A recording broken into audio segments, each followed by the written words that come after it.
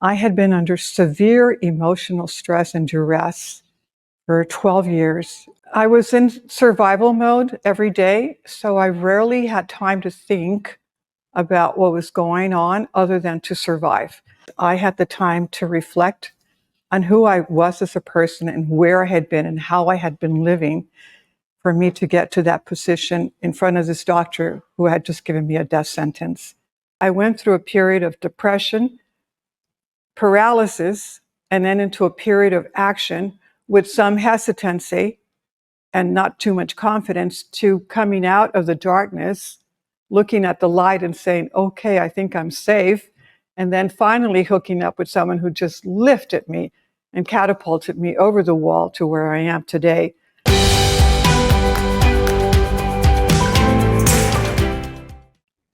All right, let's get started. So anyway, everybody welcome. We have Elizabeth today who's going to share with us a success story. I've talked with her son, Jake, before many times, and it's good to get to have a nice long discussion with you.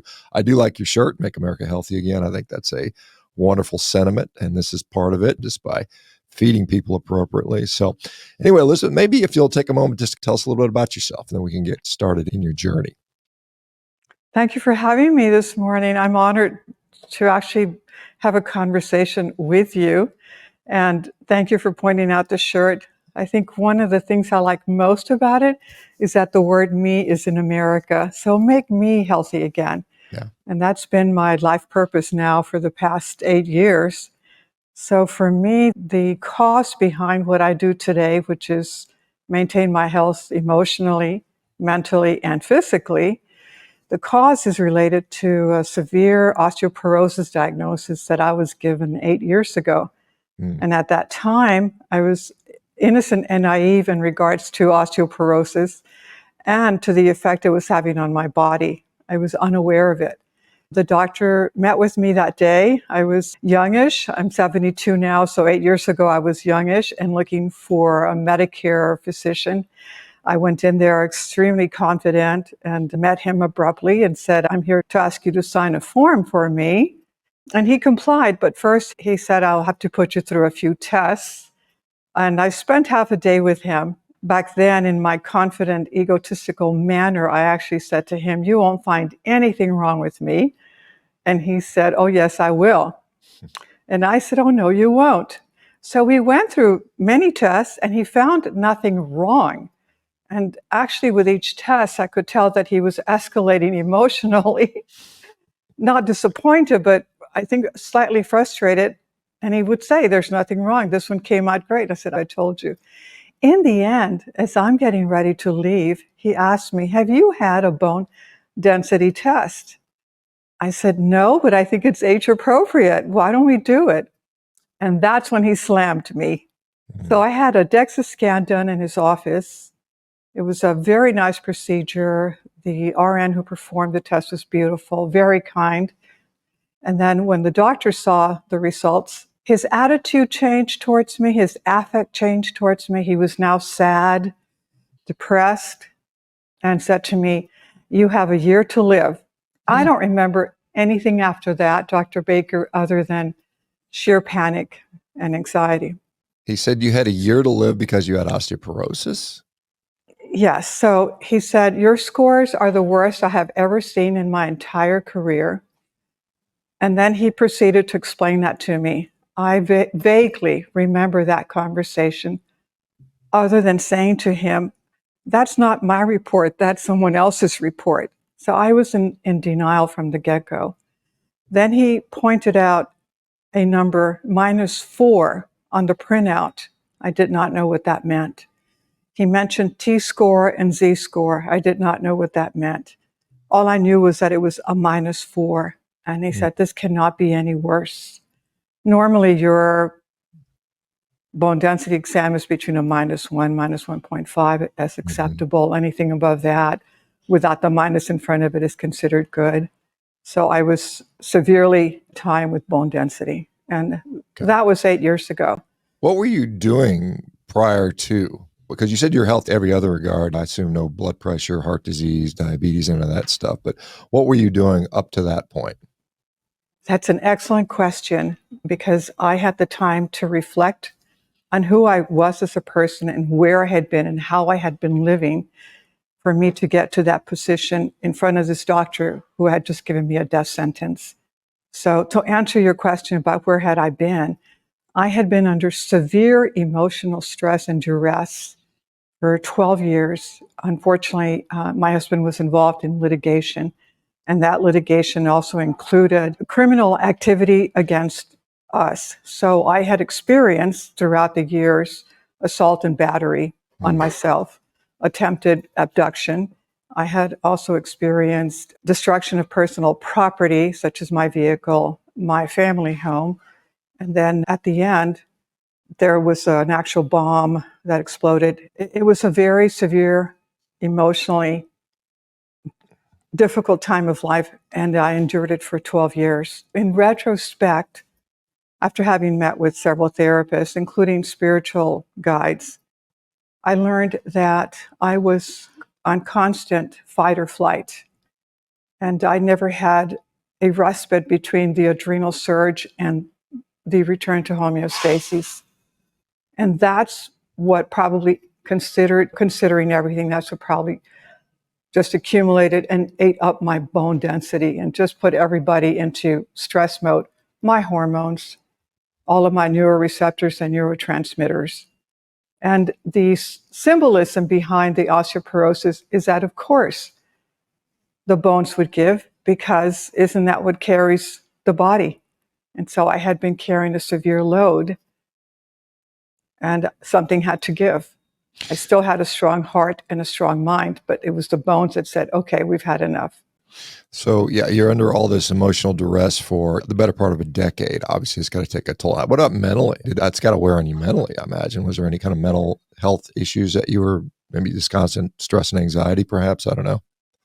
I was in survival mode every day, so I rarely had time to think about what was going on other than to survive. And by that, I was still able to conduct work, maintain records, appear in court, follow through with what was being requested, maintain functioning of my home and the business, which I helped to run. And mentally, I rarely had time to reflect other than to keep going. It was not until after that, the day of the diagnosis, that my mind finally showed me how severe I was in terms of disregard of my feelings, my emotions, and my mental state.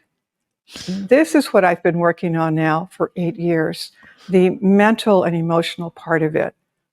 Yeah. Because I did suffer, now that I know, and I've been diagnosed with PTSD, obviously, and other emotional, neurological issues that I've been working on. What was, if you don't mind me asking, what was the ultimate outcome? You said there was like a bomb and all this other crazy stuff. This is an ex-spouse, I assume. Is this what happened to him? No, I am still married. We both survived the period of time that he went through litigation within his family. I see. Oh, so it was other people attacking both him and you. Is that what I'm understanding? Yes, Okay. other people attacking both of us. So during that time then, because we are both under attack, there's actually very little mutual support. If two persons are trying to survive at the same time, it's difficult to be able to harbor and nurture the other person if you're involved in taking care of yourself. So both people are under severe stress. Okay. So that is no longer the issue. That issue where people are going after you is over. So hopefully, thankfully, right? Yes, that is no longer the issue. So it's been 8 years since that happened. Okay.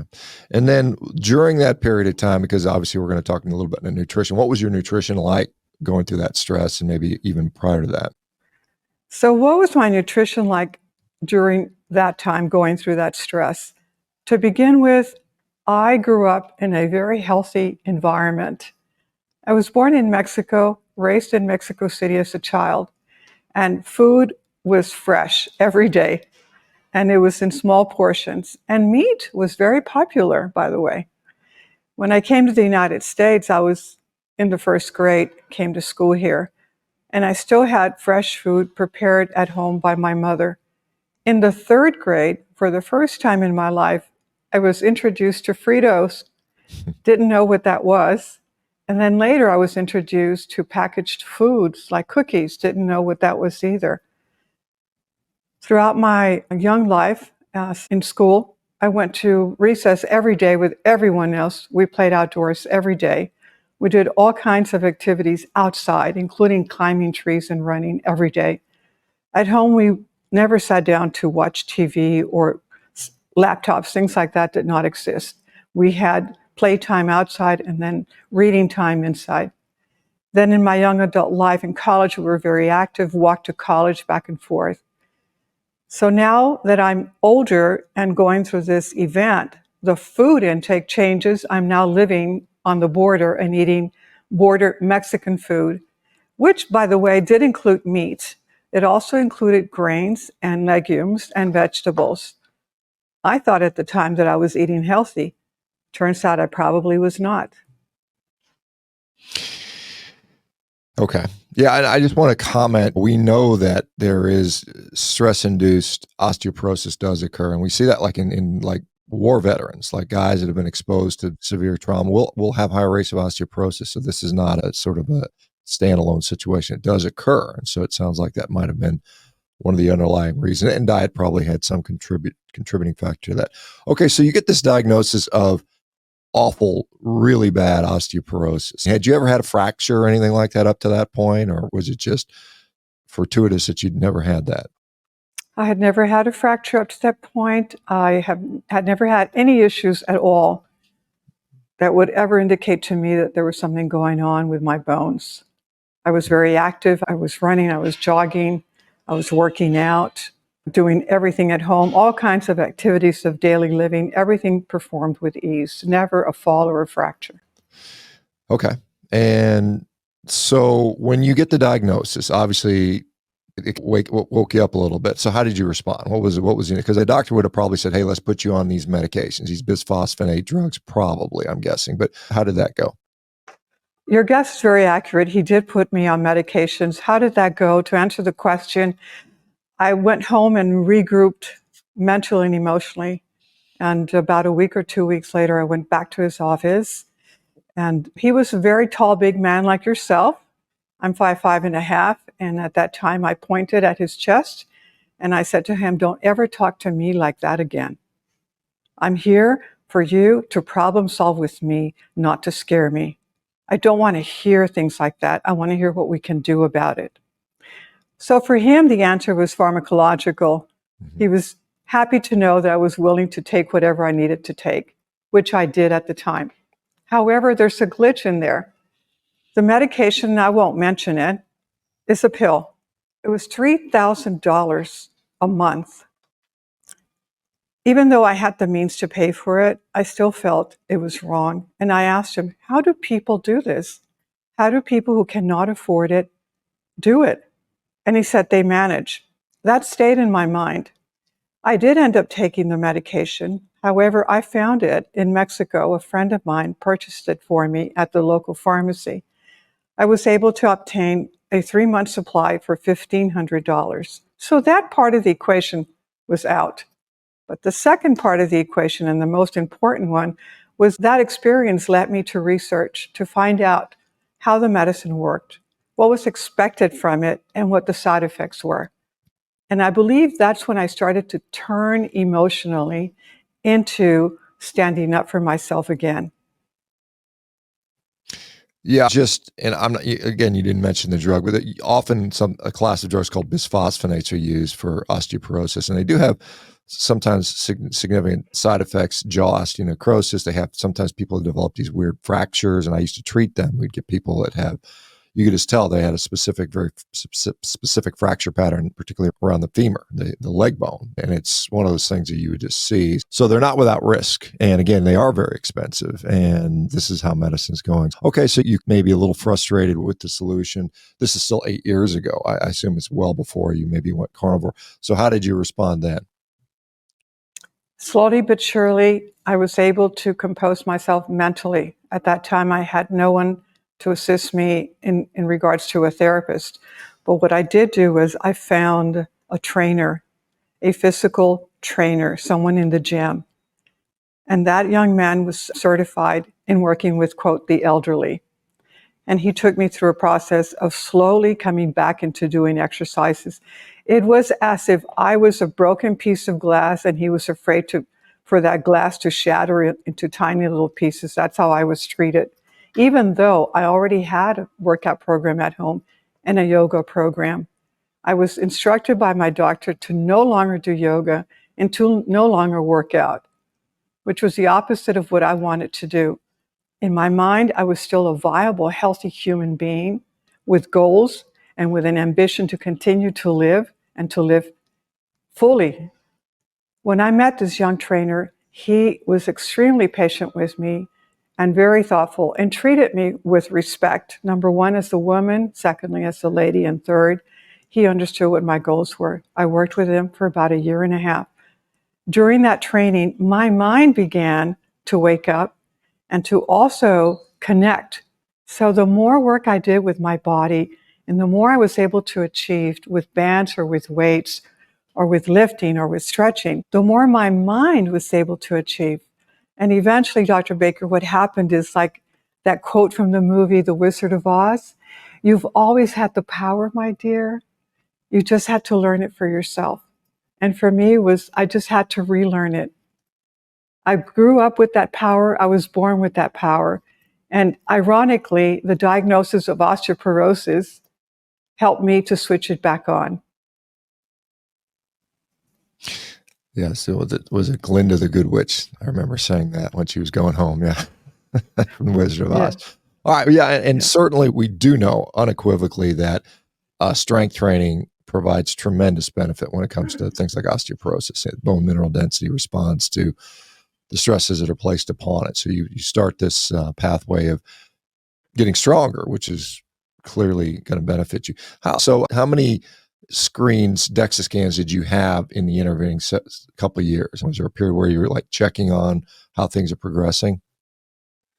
Yes, I've had several DEXA scans throughout the years. Maybe every 2 years there's a DEXA scan. I actually have one coming up in November with the same doctor, who, by the way, I do appreciate him very much and I praise him for who he is. I've talked with him repeatedly throughout the years to let him know I love you and I hate you. I have a love-hate relationship with him, number one, because he found what was wrong with me. But that's also why I love him, because that led me into this world of possibility.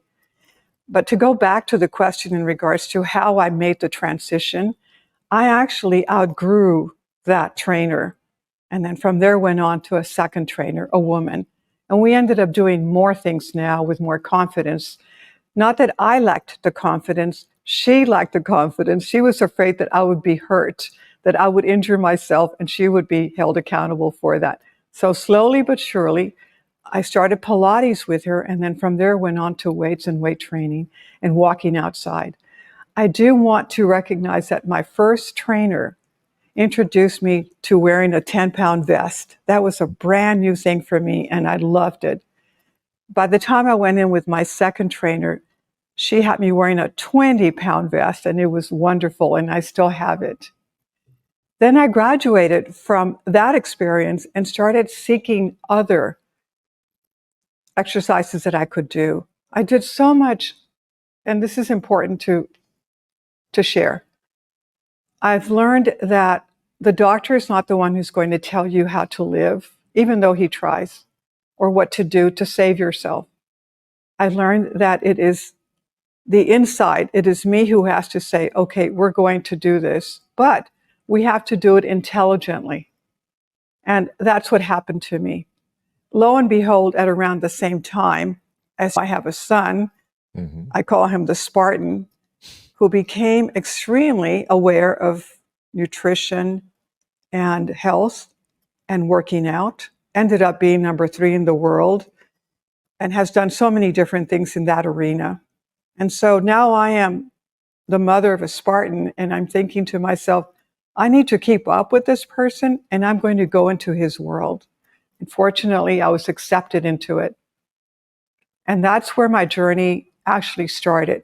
So I was diagnosed 8 years ago. I went through a period of depression, paralysis, and then into a period of action with some hesitancy. and not too much confidence to coming out of the darkness, looking at the light and saying, okay, I think I'm safe. And then finally hooking up with someone who just lifted me and catapulted me over the wall to where I am today. And all of it has been through hard work, dedication, consistency, and sacrifice. And by that, I've lost social opportunities. I've lost events with friends. I have lost some friends. I don't drink alcohol. I don't eat bread. I don't do this. And that makes it a little challenging socially with friends and family. Yeah, that is one of the sort of the downsides to changing your diet is some people, their identity is so much tied to food, restaurants, new recipes, planning, thinking all the time. And so when you drift away from that, sometimes other people are, they don't understand that. Because you said your T-score was -4, which is like as low as it gets. That's like anything below 2.5 is considered severe osteoporosis. And so you're among the lowest in the world and clearly at high risk for fragility fractures and the various things that occur with that. At some point, and obviously Jake and I have talked a number of times, given that he's your son, he encouraged you to eat more protein, probably to eat more meat and stuff like that. How did that transpire for you? Was it an easy transition, or was it something you had to overcome to be convinced of that, or how did that work? Yes, that's a very good question. How did all that transpire and how did it work out? I want to go back to something you just said. Yeah, my world record is -4 for osteoporosis. The contrast in my life is that my son's world record is in natural body fitness and in natural everything, right? So here's a person who is super healthy and strong without supplements, without any artificial type of food other than nutrition only. So I'm looking not only at an expert, but I'm witnessing the results of what a good diet can do. And so I jumped right into that with complete faith and trust in what he was showing me, not instructing me with books, but showing me with results, his own body. And I have always had been exposed to meat and do love meat, and found that through trial and error, there are certain types of meat that agree with me that I can eat consistently and in large amounts versus other types of meat. And I fell right into red meat. And for some reason, that's the best for me ever. I've done everything, of course, fish and chicken and eggs, which I loved, by the way. Throughout the process, though, now we're looking at 4 years ago, I determined that I had reactions. I would feel sleepy after I ate chicken. I would feel sleepy after I ate eggs. And I fought those feelings, not realizing that I was actually having a food allergic response to chicken and then to dairy. I had to eventually let go of every one of those items and finally focus in on just one group of food, which is meat. Okay. So you're eating basically a lot of meat right now. How's your body responded to that, or how, mentally, physically? So I've been eating a lot of meat, more meat than anything else, now for the past 3 years, and more so in the past 2 years, because I eventually let go of fruit and vegetables and chicken and fish and salmon and everything else that I mentioned earlier, like eggs. That was a process. It didn't happen within a month or 2 months. It was throughout the years. Now I've been eating meat primarily, which I love. My most recent labs, these are from a month ago, and then labs from 6 months ago and labs from a year ago, have always been great, perfect. I've had compliments, of course, from the doctors who run the labs, and they've all said, very complimentary. Oh, you have the lab work of a 16-year-old. Oh, you're doing this. So my labs speak for themselves. They're great. The beauty of that, Dr. Baker, is that the numbers, of course, are good. And sometimes those numbers can hide things. So I go back to how I feel. And how I feel has always been healthy and strong and capable and able to do things. Actually, my life is better. My energy is sustained, it's longer, and I'm able to think clearly. I can only describe it as something was covering my body, and I was able to unzipper it and step out of it. And that's where I am. Okay. So labs are good. You feel better. The shroud of whatever was maybe like some people talk about a brain fog or something like that is lifted. I guess the real, probably the most important question is what's going on with the bones? You said you've had some Thank repeat you for T4. reminding me. Yeah. The most recent score that I had was actually done at a conference where I met you. And it was a whole body scan. And the score there, the Z score, was a -2. Mm-hmm. So no longer in the Okay. severe osteoporotic. Actually, you're outside of osteoporosis. You're back into osteopenic. Okay. That's a huge jump. Yeah, from 4 for sure it is. Yeah, absolutely. Prior to that, when I would go to my doctor and get the DEXA scan in his office, I was a -3.8, -3.9. And he was extremely disappointed. And I would say, no, look at that 0.1. I am making progress. Here we go. This is great. We're on our way. And so right now, I can look back and say I've gone from a -4 from this DEXA scan to this whole body scan, which is a -2. That's wonderful. And you still, even though you're 8 years older from 64 to 72, you've not had a fracture and you're able to tell us what you're able to do. You said you were doing some Pilates, walking with a weighted vest. What's your training look like today? So my training has included long distance swimming, preparing for a triathlon through Jacob. Okay, following him, staying in touch with Jacob. All the things that he does, I try to mimic. I do them at my age. I'm 72, he's 40. Great. But I try to mimic what he does. He's a forever athlete and a forever healthy person.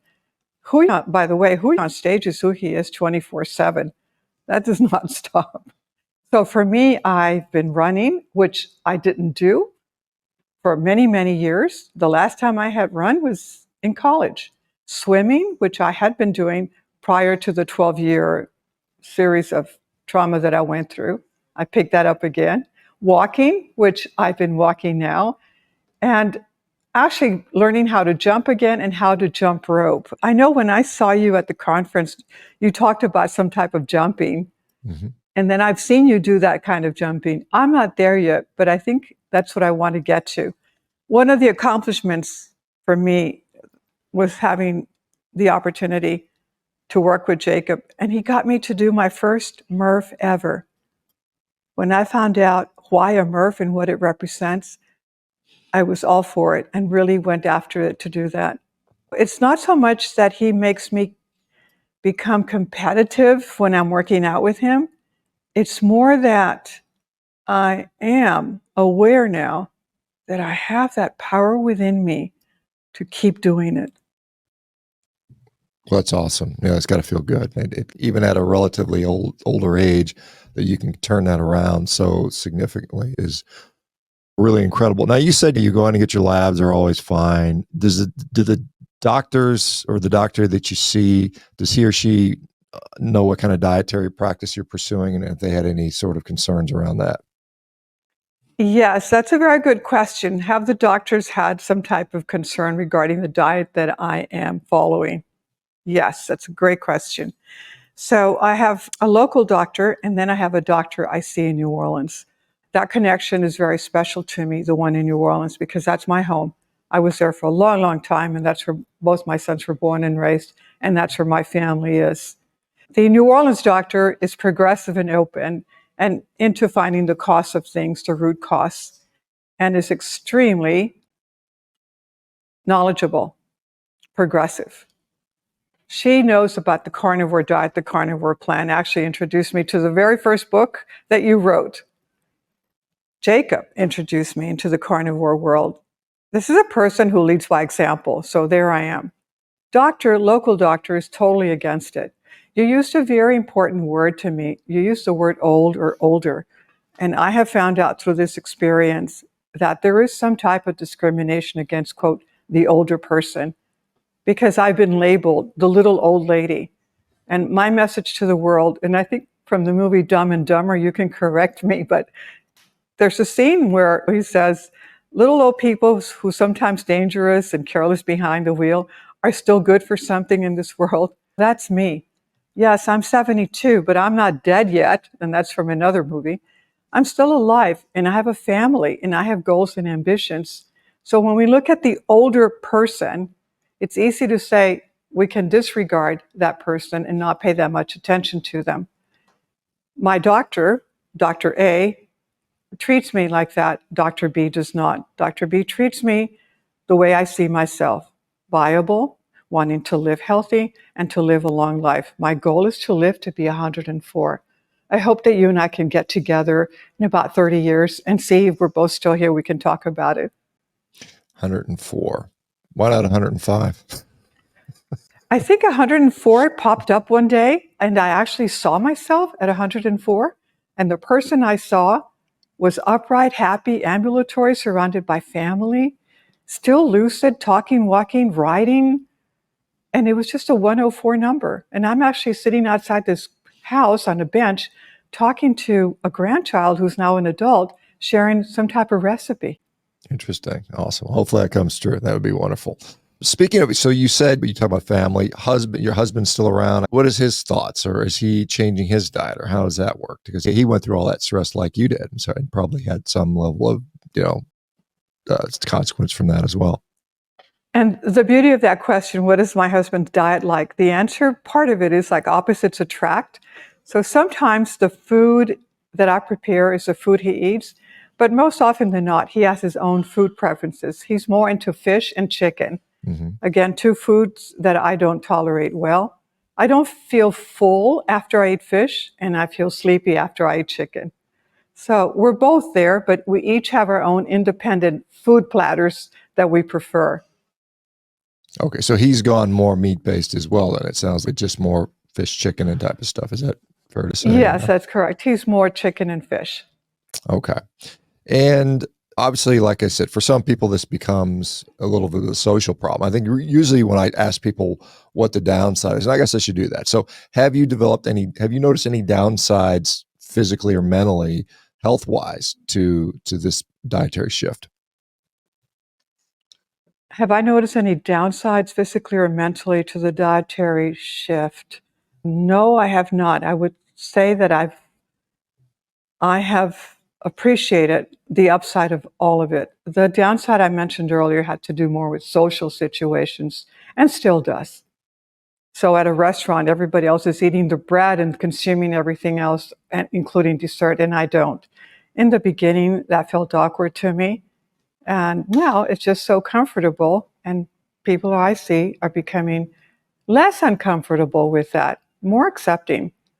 In terms of finding food and where to shop, my grocery bill is actually lower than what it was before. And I walk into the store and head directly to the meat market section. And I've learned more about meat and the quality of meats. And if that's what I buy and consume, then you can imagine I don't spend that much time at the grocery store either. And I don't end up buying things that I am emotionally drawn to, take them home and say, why did I do this? What does your social circle look like? Is it people your age that your sort of peer group that you run with, or is it just family or other ages? And how do they respond to your, I assume you probably mentioned this to other folks, but how's that been received? Dr. Baker, that's such a beautiful question, because what my social circle looks like is by intention. All of my life, ever since I was young, I aspirated to find people who were older to learn from them. Now that I'm 72, it's more difficult for me to find someone who is 10 years, 20 years, 30 years older to learn from that person, right? But I do learn from them now through social media. And so I begin with someone who is 10 years older, 20 years older, 30, and work my way down. Who is 10 years younger? Who is 20, 30, and so on. So I have friends in all different levels of society and in all different age groups. My nucleus group of friends is in my age group. So we're all in our 70s. Embarrassing anyone, it's easy to say and assume that I'm, quote, the most agile one, the one that works out the most. Yeah. And secondly to that, I have family members who do compete now with each other in terms of going into carnivore and exercising. And they are what I call the younger generation who are beginning to learn about that. In terms of young people, I have stopped seeking younger people by intent because I see that their eating habits, the choice of foods they have, is unhealthy. And I used to look at them in admiration, and now I look at them with concern. Young people, teenagers, and then younger than that, they are in school, in grade school, and younger than that, they are in preschool. And I can tell you confidently that the food they are eating, these are the kids I know. This is not every child in America, but the food they are eating is not healthy. I think I heard you said you're in what, New Orleans? You're in Louisiana, is that right? Yes, New Orleans is a very difficult place to survive Yeah, I mean, well, during obviously dinner. they've got a lot of food options there, but they have a lot of obesity. And Louisiana is one of the more obese states in the country, if I'm not mistaken. And you've got to see that every day when you walk around and you see all these unhealthy children and unhealthy young adults, and then the older folks that you're talking to. Like you said, you're an outlier among that group. And do you ever attempt to influence your friends and your social circle? Say, look, you don't need to be feeling miserable all the time. Like I imagine some of them are complaining about pains and things and going to the doctor all the time. And I imagine because you see it like a lot of the discussion in people over 50, 60, 70 is a lot of it has to do with health. It's just, yeah, this doctor, that doctor. Is that fair to say? For being such a young person, you certainly know a lot about how things work now in this age group. So, I treated a lot of them, believe me. I took care of a lot of older patients when I was practicing. So yeah, for sure. yeah, in my age group now, going to the doctor is one of the big social events, right? And oftentimes it is the social event. Yes, I'm an outlier. I try gently, by example, more than by lecturing. I share articles, podcasts, things like that I find. Your book, I bought copies of it, gave it as Christmas gifts, continue to do that. There is some resistance. I have my Baja Gold salt. I use that all the time openly. Once in a while, someone will ask me, why do you do that? And I talk a little bit about salt and minerals and the importance of minerals. I've learned that the hard way.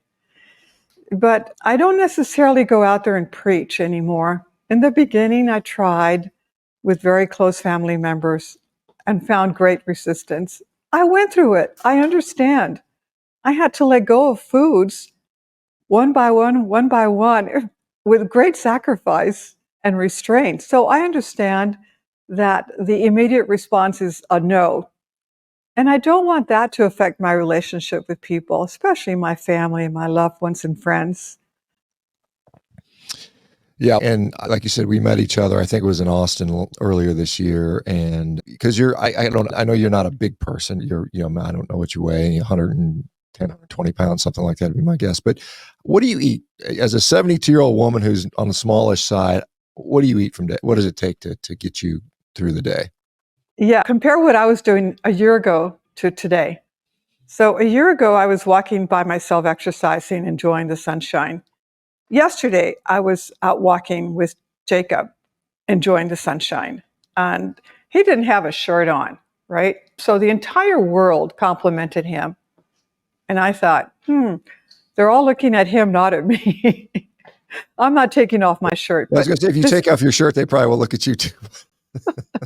But he exudes health. And you look at him and you go, wow, this is great. And that's what I'm trying to become now, a mirror of health for myself and my family. Okay, so a year ago, I was still flip-flopping just slightly with eggs and milk and butter, which I loved. And I was consuming that. Like I would have 4 or 5 eggs in the morning with tons of butter, a cup of coffee with butter, a glass of raw milk wherever I could find raw milk. It was amazing until I found out, because I did the research and got tested, that I'm definitely allergic to dairy and I'm allergic to poultry and eggs. Okay, that confirmed everything. I started veering more into eating meat only. And like I mentioned earlier, I found out which meat is better for me. There are all kinds of meat, all kinds of meat. I'll give you an example. I don't do well with bison or with venison as much as I do with beef. And ground beef and I, somehow, no matter what I do, it doesn't fill me, entertain me, and make me as happy as a great heavy steak. And then I look at what kind of steak is that. And believe it or not, it is the chuck shoulder or the chuck roast that really fills me. I also love barbacoa. So what am I eating for breakfast? Yesterday, it's almost a pound of barbacoa for breakfast. And then after that, I had salt, which I consume on a regular basis. It's my Baja Gold. I carry it with me under my tongue.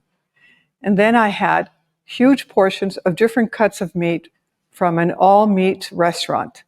That's typical. What am I going to do today? I'm going to have a nice heavy meal of barbecue with no sauce.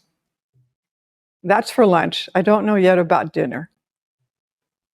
Okay, so you're still eating a decent amount. I mean, probably if you were to put your meat consumption to some of your friends, they would probably be shocked at how much you eat, because they probably eat some tiny portion, and every 3 days they'll have a piece of meat or something like that. Would be my, correct me if I'm wrong, but I'm guessing that's probably what. That's a very intuitive and excellent observation that is so accurate.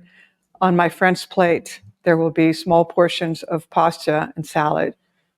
On Yeah. my plate, there will be large portions of meat. Right. And my friend will say to me, I can't believe you eat all of that. I do not say to her, I can't believe you're eating that, but I do eat all of that. Yeah, she's undernourishing herself, because that there's almost very little protein in the pasta and salad, and what's there is of its inferior quality, and probably those folks are going to have issues with osteoporotic injury, fractures. As you probably will see over the next 10 years, many of your friends, particularly female, will end up with things like hip fractures and wrist fractures and shoulder fractures, proximal humerus fractures, so on and so forth. So that'll be something that'll be which is in my view, which is avoidable in my view. And doing what you're doing, eating good quality protein and getting stronger, is going to protect you from that sort of fate. Because once you fall down and break your hip, life has changed. It's very dramatically different. You lose some mobility, and many people, something like some studies will suggest up to 30% of those people will be dead within a year. And so it's a real problem. So I'm glad you're working to solving that. So you said you have some sort of general goals about being a reflection of vitality as an example to maybe your friends, family, and peers. Do you have any specific goals? Do you have a specific target? Like, I'm going to do this triathlon, or I'm going to lift this much weight, or what are your short-term goals? Yeah, so I don't have specific goals in terms I'm going to lift this much weight or I'm going to do this triathlon. The goals I have are with myself. My benchmarkers are I'm going to have greater endurance to be able to, for example, hang all the clothes on my clotheslines, carry the wood inside the house for the winter, prepare the fireplace, clean the fireplace after all that is said and done, be able to carry whatever heavy load I need to carry, and be able to carry a heavier load, be able to reach and be able to climb and get things down. So for me, it's how I perform my activities of daily living. The major goal that I have is to not have any type of injury so that I do not encumber anyone else's lifestyle. With the son I have and the things he does every day, to keep up with that type of health and activity is the major goal in my life, because it brings me closer to my son. The love of my children and for my children is my number one nourishment. And it's also my number one legacy. That's what I want to give back. So I'm here to prevent things from happening to me so that I do not encumber anyone else's lifestyle and I improve mine. That I accidentally fall into doing a Murph competition with other people, or that I'm invited to do a triathlon, or that I'm invited to swim and compete against another swimmer. That will happen naturally. But it's not my ambition. That I can suddenly bench press my weight plus maybe 5 pounds. I can do that. I've done it, but that's not what my real goal is. That's something that just comes as a matter aside to that. It's more like the trimming on the Christmas tree than the tree itself. Yeah, fair enough. And you are right. It's having the functional capacity to live your life, and obviously be of net value to your family and not be a detriment is, I think, important. And I think that's one of the things that we kind of lack here in the U.S. is we get folks, and a lot of older folks are discarded. Maybe they're stuck in a nursing home, or they're left to their own devices. And that's one of the sad things I see about the particularly U.S. culture is as opposed to some other cultures where it's very multi-generational and grandma and grandpa are part of the family all the time, which is, I think, really cool. Do you participate on social media at all? This is something that tends to be more of a younger person's game, but I don't know. Some folks get out on social media. Obviously, this is the social media thing, but do you have a social media account of any type? I love having this conversation with you. It's almost like you already know me. I've always had this dual side to myself. I'm Mexican by birth, raised in Mexico. I had grandparents and aunts and uncles, elderly, in their 90s, living in the home. I grew up with that love for older people and respect for older people. Then I'm raised in the United States, and I agree with you, totally the opposite. Older people are, like I said, discriminated against socially, financially. I have a friend, by the way, who went to buy a car and didn't qualify for a loan for a vehicle because she's old, and she ended up paying cash for it. So those things happened where either family, the community, society in general, and even the structure for finance and security slightly discriminate against the older person. The one thing, Dr. Baker, that I would like to share, if I ever do social media, which I don't really, I'm invited to it, I decline it. You're the first person I actually sit down like this with. Friends tell me I sent you something on Facebook, I sent you something on Twitter, I sent you something on this. So I don't do that, but okay. And maybe I just need to step into those waters. But for me, the benefit is that, look, they say that when you turn 40, it's all downhill. No, it's not. When you turn 40, life begins anew. You're just newborn. When you turn 70, your life does not end. Life does not begin and end when you are in your latter parts of life. As a matter of fact, this is the time to live your life.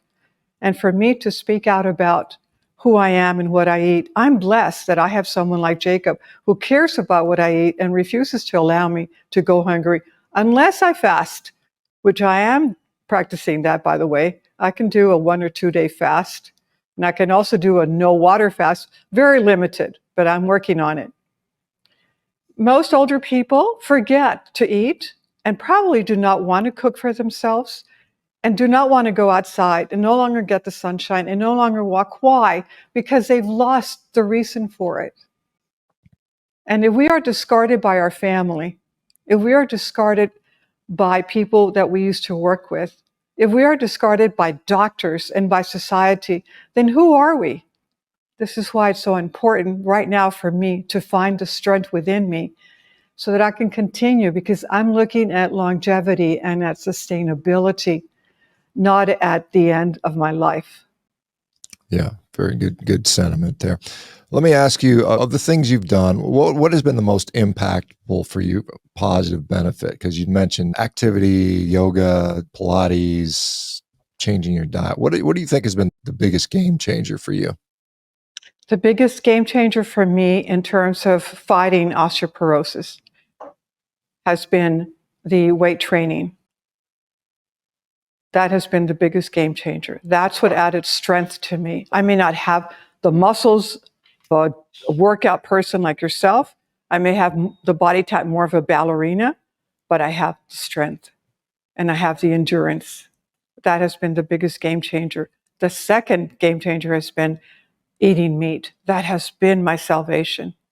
And the third has been that I maintain my close relationship with my family, with the love of my family, in spite of that I'm different. It is more who we are as family first than who we are in regards to the foods we eat or don't eat. Yeah, I would agree with you wholeheartedly, given that particular condition, osteoporosis. I think strength training is so incredibly important for that. And then supporting that with good quality protein. And then, as you mentioned, you went through this very stressful time, which probably accelerated that bone loss, that osteoporosis. As as you mentioned, stress-induced osteoporosis is a real thing. And so by having a good, positive social network, loving family, supportive family, and having a sense of purpose, takes care of that stressful side, or at least mitigates that a little bit. And I think that's a fair, I don't know, maybe you'll agree or disagree on that, but that's the way I look at it. Having a strong social support family or community does help to mitigate anything that's going on with you that's negative. being able to go out there to talk to someone, relate to someone, connect with a human person, having that contact, in my book, in my world, it is so important. It's what helps me, what keeps me alive. I get energy from other people, and I know I give energy to them. The main thing is to know that I can fall back on who I am and on God. I'm not alone in this. I'm grateful to my parents and grandparents and all of the aunts and uncles from my previous generation who raised me with faith in God and with trust in a greater power. So oftentimes I nurture myself when alone, because I do spend a lot of time alone where I live. I'm up on a hill in the hill country, 2,000 feet above sea level, surrounded by sky and trees and birds and deer. And oftentimes I do communicate with trees, and I've learned from them. This is really interesting. When I have a question like, what should I do next? I look up at this tree and it tells me, grow tall, stand firm, grow tall. If I talk to the sky at night, the stars and the moon, and I say, Lord, you made the stars and the moon and everyone is in synchrony. Surely you can help me to stay happy. And Okay. that's what's important. Yeah, very good stuff. We are just about out of time. Elizabeth, I really appreciate this discussion. Is there anything else you want to share before we go? Two things, and thank you for asking me if there's anything I want to share before we go. Number one, I really appreciate you and all of the young doctors who are coming around and talking more and more about health and nutrition. I really appreciate the Jacobs of the world who are training people selfishly, leading by example, ferociously and unafraid. Secondly, I'm relieved to know that the future for my children and for my grandchildren is not as bleak as I thought it is. I'm relieved to know that it's coming around and I see the light again for them. Okay, thank you very much. I appreciate it. So that's been a wonderful, wonderful little discussion. Thanks, Elizabeth. I appreciate it. You're very welcome. And if you ever want me to encourage me to get into doing something else with you, go on ahead. I'm game for it. I'll be happy to. Maybe you can help me write a little book one day. Okay, thank you.